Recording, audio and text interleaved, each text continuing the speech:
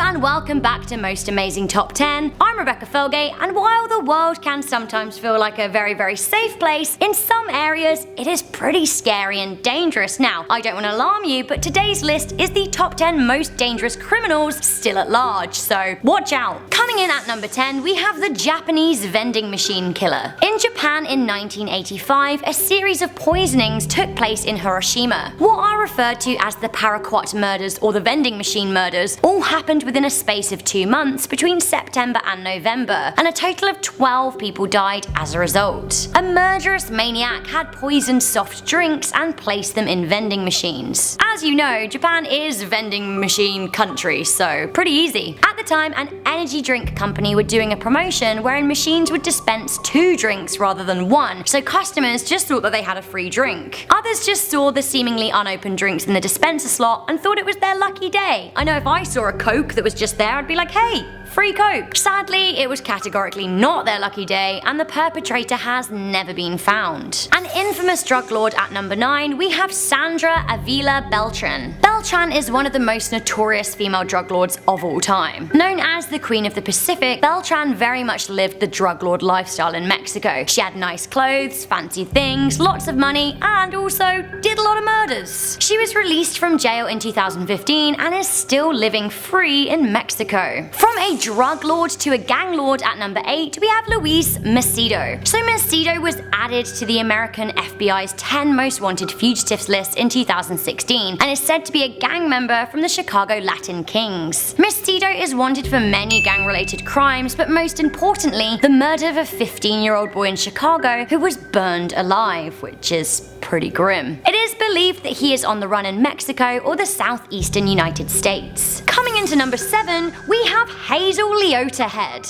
This woman, who has changed her name on several occasions, is wanted by the FBI for fraud and murder. She is thought to have married 10 men, all vulnerable and lonely. She was already wanted for burning down a boyfriend's trailer when she shot Charles Barker in the back of the head in Benton, LA. She is known to place singles advertisements in local papers looking for love / someone to steal from. She often works odd waitressing jobs and moves around the country with truck drivers. Her wanted poster says that she may have ties to Wheat Ridge, Colorado. Coming into number 6, we have the 4chan killer. I feel like the internet is brilliant for so many reasons, but there are dark parts. In those dark areas, dark people thrive. The 4chan serial killer is a person who posted on the controversial thread site 4chan claiming to be exactly that, a serial killer. They said that they'd murdered several women. They then wanted to play a sick guessing game, saying that they would post pictures of dead girls if users could guess the previous girl's name. They then posted a picture of a woman named Shauna Maynard alive and then dead, and lo and behold, she had been missing since 1998. After several posts of their other supposed victims alive and dead, the FBI were contacted. However, unfortunately, the killer has not yet been found and could very well still be out there. Coming into number 5, we have Nikolai Dzhumagaliev.